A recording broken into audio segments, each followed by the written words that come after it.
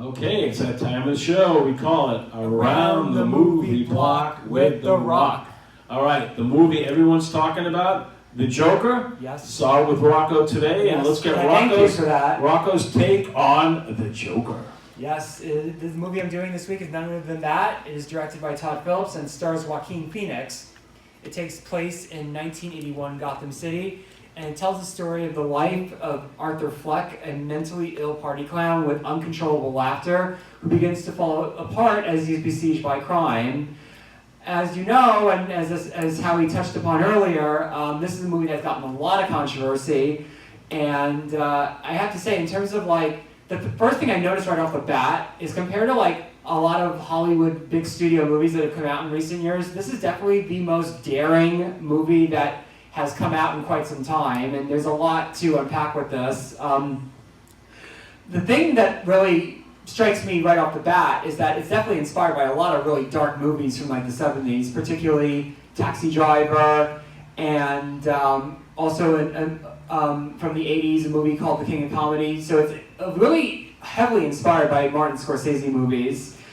But what made Martin Scorsese one of the best directors ever is that he infused his movies, no matter how controversial or how grisly with them, with some sort of sense of authority to them. And I think that's why, regardless of how dark Martin Scorsese's movies were, you get the feeling that there was still a point that was always being driven home with the movies, whether it was Taxi Driver, Goodfellas, you know, all that, The Departed, all those movies have some sort of point that is being driven home.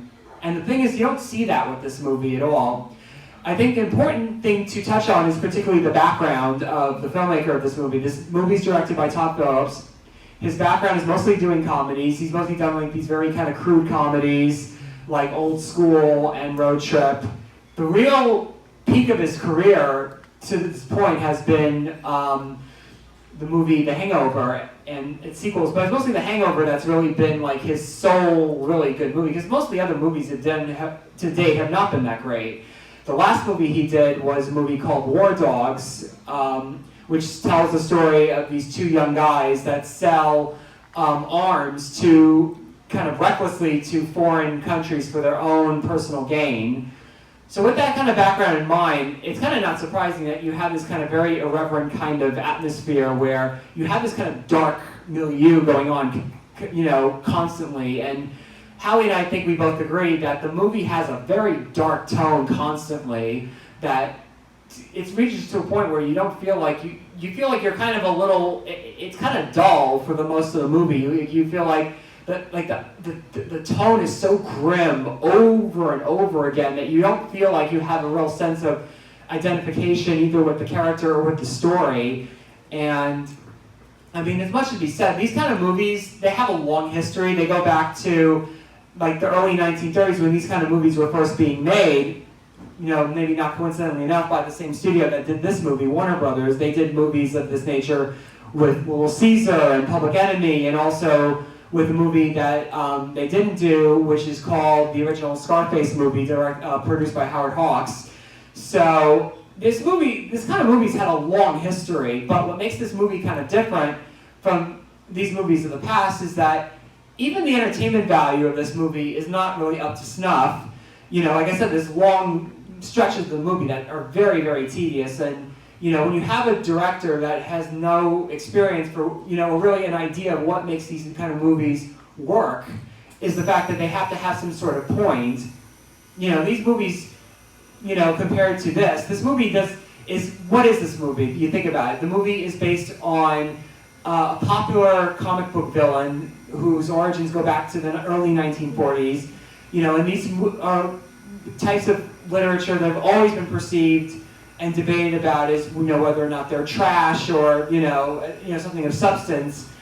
You know, the fact that you see the motive of this movie is being made by a studio that has been making comic book movies for a good couple of years now, and, you know, people are getting tired of these movies being just kind of popular entertainment for children, so what do? They want to make it more for adults to kind of throw caution to the wind and kind of shake things up. So the big debate is whether or not this is art or this is exploitation. There were times where I watched this movie And I have to say, from a gut instinct, is feeling like, it's, wow, this is really incredible that they're touching on this, because you don't see a lot of mainstream movies touch on things like mental illness and things like that.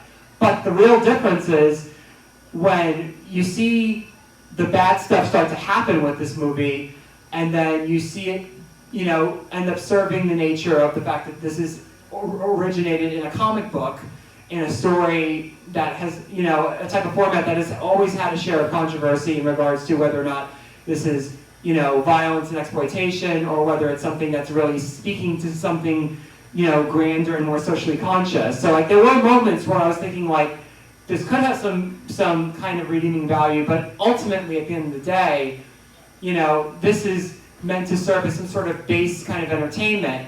And even at that, it doesn't serve itself very, very well. Like I said, it's just, the dullness of this movie and the lack of any sort of idea, like any kind of core idea at the heart of this movie, really is this movie's downfall. So even though you have Joaquin Phoenix, who does a fantastic performance, and I really do think there is a possibility that, for if nothing else, he could definitely get a possible nomination when award season comes.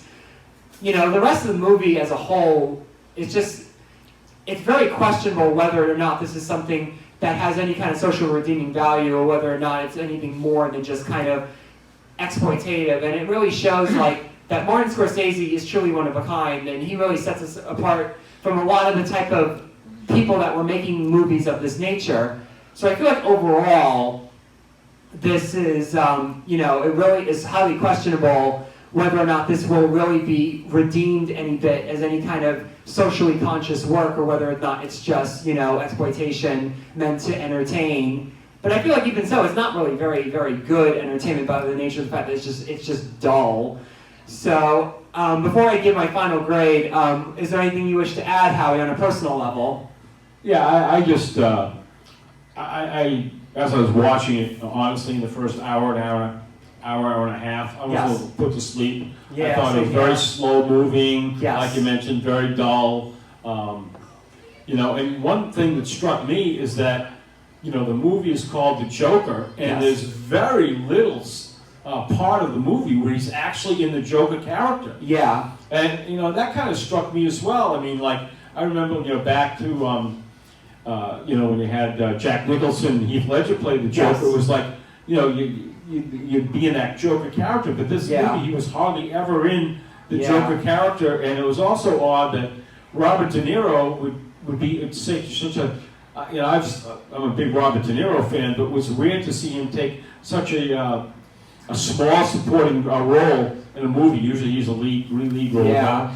I definitely agree. I'm glad I saw it only for the fact that it's such a huge controversy in today's society. Yeah, and it's definitely struck a tone. Curious to see it, but this is one movie I would never want to see again. Yeah. Because again, almost put me to sleep, and it definitely missed the mark. I mean, even like I said, it goes back to what I was saying, that even as entertainment, this doesn't really succeed at all. I feel like, Todd Phillips is really positing himself as sort of the next Martin Scorsese. He's not doing a very good job of it.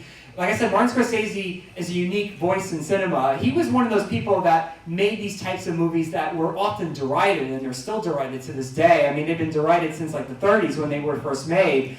Whether or not like, if these are, works that have any redeeming value, or if they're just trash. And even though there are times where the line kind of really blurs with this movie, because there's sometimes you get this sense of like, oh wow, he's actually talking about this in a movie, in a mainstream movie, based on something that's very familiar to a lot of people, dealing with, basically Batman. And Batman is something that's had a long history of being in our culture over and over again, from the Batman, what I call the Batman sitcom from the 1960s, to the Batman movie from 1989, to the Dark Knight movies, when it was sort of reinvented as sort of a crime drama.